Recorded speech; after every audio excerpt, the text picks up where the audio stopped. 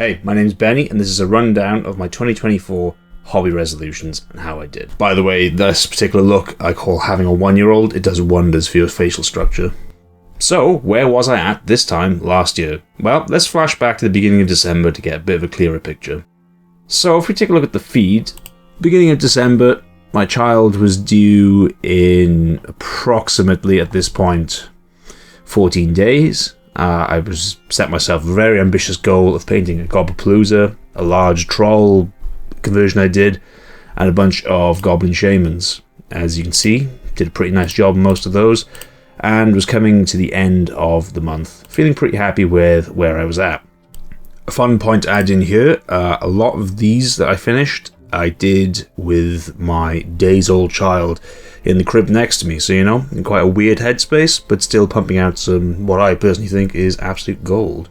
So, let's jump ahead to the New Year's resolutions post that I did. So, at this point, my daughter was 2 and a bit weeks old, and basically to get myself back in the zone a little bit, I set myself some very simple goals, achievable goals to get done. I'd started working on the Battle for Skull Pass Dwarves, as I knew Old World was about to hit, and I wanted to get these done just before that released. This is when I was still in my cool, edgy Warhammer's everything phase. So, the 3 goals: improve my basing game, start an Old World Dwarf army, finish Project Driftwood. We'll get to that. The Dwarf army I cracked out in absolute record time. I did a lot of it literally in the workshop. Again, don't need to harp on it. With my daughter strapped to me, keep her nice and warm because it was cold. Just wanted to work on something just to keep myself in a good, healthy mind space. I got the project about halfway done by the 16th of January and still had plenty of time to get that done before Old World dropped. As you can see, I managed to get them done with 1 day to go before it dropped. So my entire goal was basically just to get a start on it. I wanted all of that dwarf half of the box finished, and I was amazingly happy and still am with the results. I think some of this is some of my best work I've ever done on Warhammer miniatures specifically. The highlights were the Slayer and just the handgunners unit. Absolutely phenomenal. Some of my best work. At the same time, I basically managed to crack my basing demon. I don't think I've ever done basing particularly well. This really just gave me an opportunity to showcase one army the best possible way I could. Sorry, I was just trying to hold in the worst possible burp while filming that. So of course, with 2 of my New Year's resolutions down already, honestly I felt a little bit lost with where I was in the hobby. I'd been running my small online, essentially eBay sellers business for a while and just didn't know where to go next with it. I was trying to push a little bit with Instagram, just trying to turn some sales over, and that's when, roughly the same time, I failed another interview for a position in a GW store. So, as you can probably imagine, that didn't endear me much to the brand. No fault of the company itself, obviously, or the interviewers. Just is what it is. Obviously, I wasn't the person for the job, but that's not what this is about. I then decided to ramp up my online business, and that led to me getting a bit more involved with Warlord. I started selling Warlord products through my store, and I'd been working on the idea of a hobby club, because there wasn't currently one in my local area. So, let's jump ahead a little bit to April. April was when we did our first Tabletop Hobby Club event at the Gathering Place, which is run by my lovely neighbour Claire.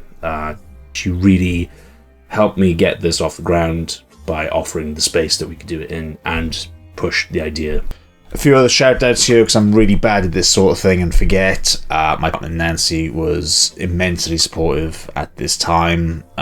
We were going through the sort of journey that a couple really only do once with their first child, and she was there all the way supporting the idea. Also, my parents, Kim and Richard, they really pulled it out of the bag with the support they put into this project. I could not have done it without all the people around me at that point to get it to where it ended up. If you've ever organised something community-focused, you understand how terrifying it is to try and get something off the ground with zero traction. I had a good understanding that there were hobbyists in the area. I didn't know how many, so I was taking a little bit of a leap of faith. And then, leading up to it, the 15th of April, I really wanted to start hammering home the idea of, this is happening. I need to get myself in the game, essentially. So I prepped some tables, the starter set for bolt action, and my own paints on a big communal painting table. And that was essentially it. Slight lie, I did also make some of the most fire terrain I've ever done, including the river sections, which, honestly, they were amazing to put together. It was a real fly-by-wire. The project changed several times during production of it, and the end results were incredible, and they're still used today in the hobby club, and hopefully they will be for a long time. So then came the day, 19th of April. We put literal paper posters out in town and posted on Facebook as much as we could. People turned up. I couldn't actually believe it. I thought it was literally just going to be me and my father, and my friend Tyrone sat there just painting and doing a few bits and pieces. Honestly, looking back now at these photos from the first session, it's kind of bonkers that this worked. The weird half-sized tables, the questionable green mat, which I picked up sort of as a joke, but it worked. The whole idea was I was putting on a terrain workshop, so people had something to do, and there was a gaming table, which James and Connor, two of our regulars, made full use of, with a Necrons versus Emperor's Children battle, which was great. If we sort of just skip forward a few months then, we had a lot of hobby clubs, a few different things going on, increasingly sweaty photos of myself, because it was warm, surprisingly. Met some incredible people. Rob, who is now one of our regular volunteers, Morgan, Simon, who has basically every single thing you can imagine in game form, and he's happy to just bring it along and show people how to play. Luke and Hazel, and yeah, it just really snowballed from there, really. We had an amazing community building every week. During this time, I decided to push the boundaries a little bit more. I now knew that there was this community there, and, not to toot my own horn, was weirdly becoming this sort of central figure for it. So what better way to build on that than opening my own friendly local gaming store? I must be insane. It's 2024. That was one of the wildest decisions I've made in some time. I used to be self-employed, and then I worked for a long time in a salaried position, and sort of came out of that just before my daughter was born. Worked a little bit back in retail and just didn't get on with it at all, and needed something to do because mortgage would be expensive.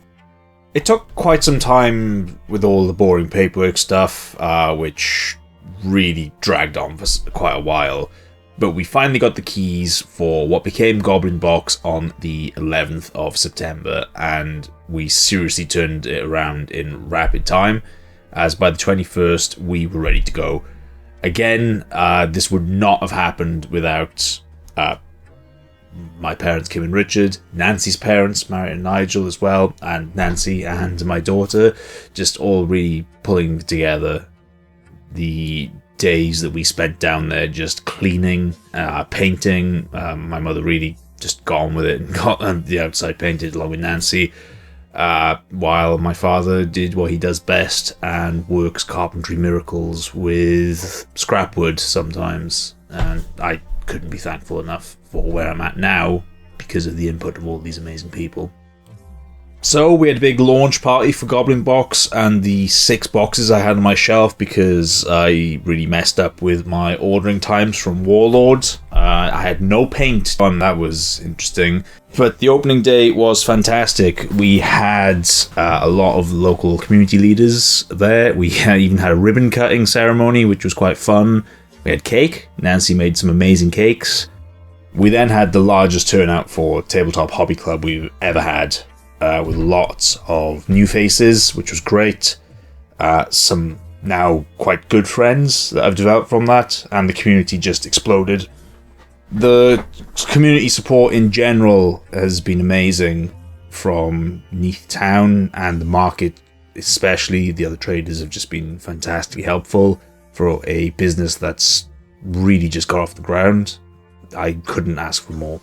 Anyway, Forrest Gump, that's enough of your boring life story. Let's get back to those hobby resolutions. And I've just turned on my weird tracking webcam again because I'm an idiot. So, hobby resolution number 1. Keep pushing the envelope for what a small, independent, friendly local gaming store can do in a small Welsh town. Resolution number 2 is a difficult one. I've worked on a lot this year. I've finished in excess of 12 tanks, which have been amazing. I've never worked on tanks in that scale, and it's been really fun. I've done 4 dozen troops from different nations for World War II. That's been great. I just had to do a lot of different painting in short order to get the shop displays looking amazing. And I'm just going to get a bit fast, so resolution number 2 is just more painting, more different painting, different projects. And then resolution number 3, Project Driftwood. I thought you might have forgotten about it, but I certainly haven't. It's currently sat in a box, ready to have something done to it. It has had nothing done. In fact, I think some bits have fallen off since last December, so pretty grim. I did actually forget that there was a 4th resolution for last year, and that was produce more video content, which I guess I'm sort of doing now, right at the tail end of the year, so congratulations. Maybe I'll continue on with that. Producing social media content every day is proven difficult, but kind of fun as well, just to keep the turnover going, so yeah, more of that. So anyway, that's my 2025 hobby resolutions in the largest nutshell you've ever seen, with a heaping teaspoon of lore, I guess. What are your resolutions? Have you got a specific project in mind? Do you want to learn a new technique? Maybe start a new system? Whatever planned, I hope you have a happy new year. Anyway, that's enough now. Thanks, bye.